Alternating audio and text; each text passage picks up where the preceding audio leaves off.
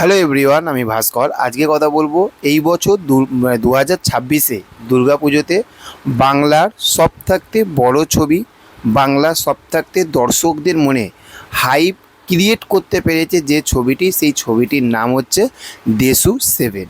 সেই ছবিটি থাকতে আজকে একটি কন্টেন্ট আসার কথা ছিল এবং সেই কন্টেন্টটাও এসে গেছে। অলরেডি আপনারা বুঝতে পেরে গেছে যে একটি পোস্টার কিন্তু মেকার্সদের তরফ থাকতে ড্রপ করা হয়েছে একটি ব্যাকগ্রাউন্ডে মিউজিক দিয়ে। আজকে কথা বলবো যে এই যে পোস্টারটি, এটা সত্যি কি ভালো হয়েছে নাকি এটা একটা খাস্তা কচুরি হয়ে গেছে, মানে তো খাজা হয়ে গেছে। আজকে সেই বিষয়টাকে নিয়ে কিন্তু আজকে আমরা আলোচনা করব বা রিয়াকশান করব, যেটা আপনারা বলতে পারেন। প্রথমেই বলবো এইখানে সব থাকতে আমার বেশি যেটা ভালো, এটার মধ্যে যেরকম ভালো রয়েছে তার থাকতেও কিন্তু অনেক বেশি খারাপও রয়েছে। আগে আমি ভালোগুলো দিয়ে বলি, তারপরে খারাপের দিকে আসছি। প্রথমেই বলবো যে এই যে পুরো পোস্টারটাতে আপনারা সাইডে দেখতে পাচ্ছেন এ ফিল্ম বাই দেব, এই লেখাটা দেখে সত্যি কথা বলতে চোখটা শান্তি পাচ্ছে। এটা সিরিয়াসলি, এটা দেখে চোখটা শান্তি পাচ্ছে, দারুণ লাগছে, সত্যি কথা বলতে দুর্ধর্ষ লাগছে এটা। এইবার এই পোস্টারটার মধ্যে যেটা আমরা দেখতে পাচ্ছি যে একটা হাইওয়ে রোড রয়েছে, গাড়িটি উল্টে পড়েছে, মানে একটা অ্যাক্সিডেন্ট হয়েছে। আকাশটা মেঘলা, মানে যে এবং সন্ধ্যের দিকে, তার কারণ দেখুন যে লাইট পোস্টের লাইটগুলো কিন্তু জ্বলছে। আর একটা তার দূরে দেখতে পাবেন যে আগুন জ্বলছে। ঠিক আছে, পোস্টারটা আমরা পুরোপুরি বুঝতে পারছি যে একটা বিধ্বংসী অবস্থায় কিন্তু দেব এবং শুভশ্রী রয়েছে এবং সেইটা দেবের হাতে বন্দুক রয়েছে। এটা অ্যাক্সিডেন্টও হতে পারে বা এটা একটা ফাইট সিন হতে পারে।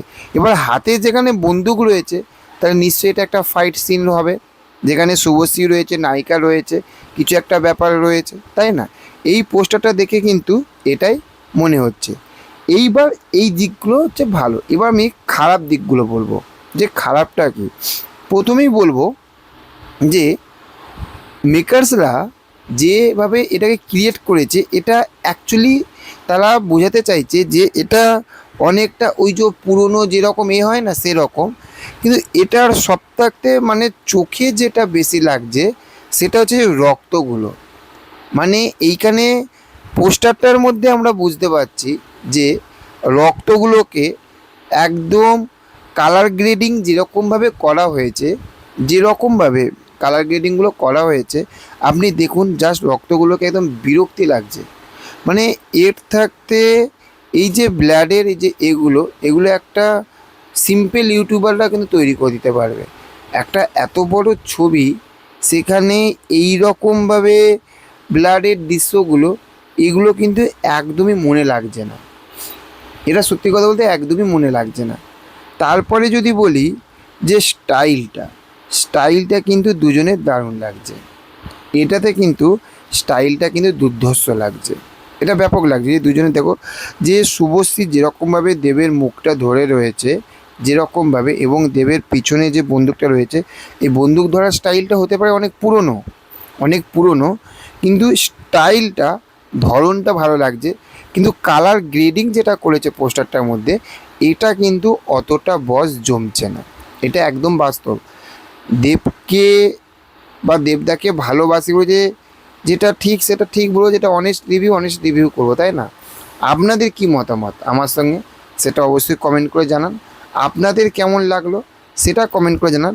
সবে একটা কন্টেন্ট এসেছে আজকে থাকতে, এবার তাতে বোঝা যাবে যে এবার কিন্তু আবারও সেই আগের মতন ধামাকা শুরু হতে চলেছে। দেবদা এবার ময়দানে নেমে গেছে। আজকে থাকতে শুরু হলো মানে একদম পুরোপুরি ডিসেম্বর মাস অবধি, মানে টানা এই বছর ফিল্ম ইন্ডাস্ট্রির মধ্যে কিন্তু এবারে একটা ধামাকা দাদামা বাজবে কিন্তু বস, একদম দুর্ধর্ষ হবে। যাই হোক, দেখা হচ্ছে পরবর্তী এপিসোডে। কেমন লাগলো পোস্টারটা আপনাদের সেটা কমেন্ট করে জানাবেন। ভিডিওটা কেমন লাগলো, যদি ভালো লেগে থাকে তাহলে কাছের বন্ধুদের কাছে শেয়ার করবেন। ভালো থাকবেন, পাশে থাকবেন। Tata, bye bye.